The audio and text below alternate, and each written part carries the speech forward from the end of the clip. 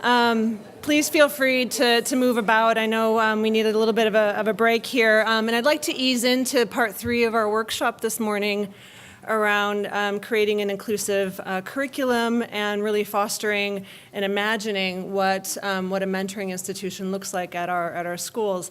I'd like to give another round of applause to Dr. Buffy Smith and Lee Kneffelkamp for their really remarkable and stimulating presentations this morning. Thank you very much. I feel very humbled to be on a stage with these rock stars. Also, a thanks to President Hemiseth and President Hinton for convening this Brain Congress. To echo what Buffy said, there is a lot of wisdom in this room. So what I'd like to do here, my job this morning is to kind of provide a framework, a bit of a summary of what's been presented so far, and a framework for small group work at your tables to begin to actualize a call to action, borrowing Dr. Pasquarella's phrase, at your college or university. I also kind of think about my role this morning as kind of bearing witness to what has been shared this morning, and I'm going to move on to that in a few short minutes. But what I'd like to do as a kind of transition here, I'd like you all to stand. I love the phrase that the mind can absorb only what the fanny can endure, right? So I'd like you all to stand. I want to do a little bit of a call and response here. I'm an art historian, so I would be remiss if I didn't bring an image with me for us all to talk about. Tell me what you see in this image. Just call out words. What do you see in this image on the screen? Whirlwind, color, structure, complexity, movement, geometry, blur, focus, chaos, detail, joy. Oh, that's a good word. Soccer. Okay, you read the title. Stadia. Good. Few more words. Just shout them out. Carnival. Celebration. Energy. Community. All right, that's a good mic drop. Let's leave it there. Community. All right, everyone can sit down. Thank you. Tornado. Good. So this is a piece by Julie Moretu, a contemporary painter, known for her very big pictures. As you can see here, this is an image about 9 by 12 feet wide. It's actually on the smaller side of the scale of her pictures. And I, as an art historian, I'm all about the kind of awe and wonder in the company of great art. But I also like to use images to think with. And I find that Julie's work is really catalytic for kind of creative thinking about ideas, about language. I also like the spaces that she creates in her pictures. They are in some ways landscape paintings, but they don't adhere to sort of the single point perspective that we see in traditional landscape, but they kind of atomize and explodes that space in ways that really kind of expands our imagination, which is kind of leading it back to what we're doing in this room here, very epic and intimate at the same time. We're creating new space to really think imaginatively about the future of the liberal arts. Language. Language and questions. Those are sort of two words that kind of started to really surface when I was listening to Dr. Kneffelkamp's and Dr. Smith's presentations. So much of the language of the liberal arts is, especially in the media, is boilerplate, kind of stale. And what I appreciated about both of their presentations is that they called us to think more ambitiously, maybe, about language and about the kinds of questions that we're asking of ourselves and our institutions. So by way of the summary that I promised, what I'd like to do is just to share with you some of the language and some of the questions that I pulled out of the notes that I took from what we just heard. Illumination as an identity construct. How are they treating you out there? High risk, high gain. High risk, low gain. It's leaking all the time. how students come to complexity. We are all in the presence of diversity on our campuses. We are all in the presence of diversity on our campuses. This is what real encounters can do. Refusing false dichotomies, the practical liberal arts, architects and stonemasons, whirling dervishes and labyrinths. They knew what had been carved there. Enlightenment and illumination equal discernment. Finding discernment and action in our curricula. The curriculum is about these hidden gargoyles. An inclusive campus. What does an inclusive campus really look like? Intellectual capital and creative energy. What would a mentoring institution look like? What would be components of a mentoring institution? Structural changes to address systemic inequities that go beyond programs. Intentionality, reflection. Everyone is a mentor.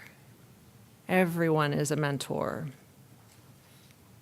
How can a mentoring institution promote and foster the creation and sustainability of an inclusive curriculum? Here's some really good questions here. Mentoring inspired through our actions and through what we do. What is it that you want to change?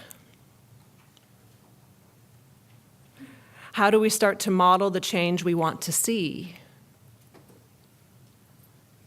How do we break down barriers between faculty and staff? What are you here for? How is this conversation a foundation for future conversations? Love this one. How would your meetings be different?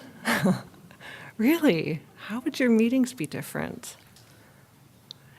Mentorship is both magic and transparent. What is your identity attachment to your institution?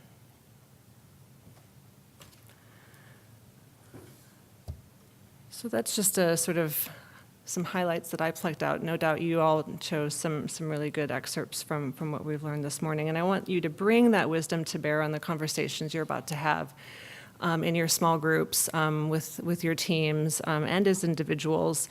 And I'd like to direct your attention to the planning tool in your packets that Academic Impressions has prepared for you to guide you in this process of, again, beginning to actualize a call to action based on a concrete goal that you're about to set in conversation with your groups. So if you all see, does everyone have for workshop 1, the action planning tool? If you turn to the second page, you'll see that our colleagues at AI have set out eight steps. You don't have to follow them step by step. Follow them as works effectively for you. But I would like to keep your eyes and your ambition here trained on the first step, which is the goal setting. And so let's see, how are we doing on time? For the next 5 minutes, what I'd like you to do just individually, we're going to take quiet time for the next 5 minutes. I'd like for you to all set a goal or goals and just write them down. A goal or goals for leadership towards an inclusive curriculum or towards realizing a mentoring institution. So take just 5 minutes just to think about that in silence and to write down a couple of those goals, okay? All right, so now I'd like for every team to identify a record keeper, someone who will transcribe these goals. And then from there, once you've identified that person, I'd like you to assemble the goals, share those goals out at your tables, and then decide on one that you're going to put your minds to. And I'm going to give you 5 minutes for that. All right, so now that you've identified a goal, I want you to really swim around in the waters that goal has opened up for you by creating or beginning to create an action plan, maybe even with a timeline, delegation of individuals, identifying problems that attend realizing this goal potentially, what strengths can you build on, the steps you'll take, the challenges to overcome. Again, use this tool as it works for you, but begin to really map out your path towards this goal, and we'll take the next 10 minutes for that. All right, I think we're in the home stretch here of our time together for the first workshop. What I'd like to do is a kind of transition to our break. I'd like for you to take just a couple moments for reflection on what you've talked about. Reflection in silence, just a couple of minutes. Maybe identify in your mind a person you need to talk to help realize this goal, a timeline, an idea that you want to keep turning over, a question for yourself. So just take a couple of minutes just to plug into some of the notes that you've taken and reflect on the work we've done here this morning. Just a couple minutes, and then I have a few closing remarks. All right, so just as a way to wrap up this first workshop, I'd like to close it out with an observation and with a poem. I began with a painting and with a poem. And the observation is that it's not easy to be a leader in higher ed today, and even harder to be a leader in the liberal arts. It's also a privilege, right? And with great privilege comes great responsibility. As advocates for the liberal arts, we're often confronted with narratives that question the value of liberal education, that it's useless, elitist, irrelevant. We heard some examples in Dr. Pascarella's wonderful keynote last night. The cumulative effect of these narratives, I would argue, has a corrosive effect on morale. And so the poem that I'd like to offer, kind of gone low, I'd like to go high now. The poem I'd like to offer has an eloquent arc and a final line that creates what I think is an affirmative and an aspirational space. We've been living in that space this morning, thanks to our presenters. A space to imagine a world in which we were in fact loved. Who would we be? How would we live the liberal arts under such circumstances? The title of the poem is actually a question. I love questions. Who would you be? And there are a lot of pronouns that float around in this poem, actually two primary ones, you and I. And I like to think of these pronouns as very inclusive. The you is you all, you individually, the you is me. And the I is all of us, and also as individuals. The poem is by Arletta Little, who is a poet, obviously, and a writer, and director of the McKnight Artist Fellowships Program in Minnesota. And this poem appears in the anthology Blues Vision, African American Writing from Minnesota. And so I'd like to close out with her poem. Who would you be? Who would you be? Who would you be if I tailored my attentions to know you? If I were your guide to the beauty and worth of your subterraneous self? If even your dark spaces were shared and accepted? Who would you be if the warmth of my body melted your defenses, if my light drew you to break ground and you grew tall and opened? Who would you be if I bore faithful witness to your deeds and disappointments? If I wrought the rationale for your risks and abided your life in its wholeness with a swollen heart? Who would you be if I made you laugh when you were taking yourself or life too seriously? If I stayed unafraid when you raged or grieved, then held you when you were spent? Who would you be if I opened my whole self to you? If I said, take what you need, I can make more, and you did? And who would you be if, when there was something that I couldn't give, if I said, well, go on then, look for it. May you know joy, may your dreams come true. Who would you be? Who would you be? Who would you be if you were loved properly? Thank you, everyone.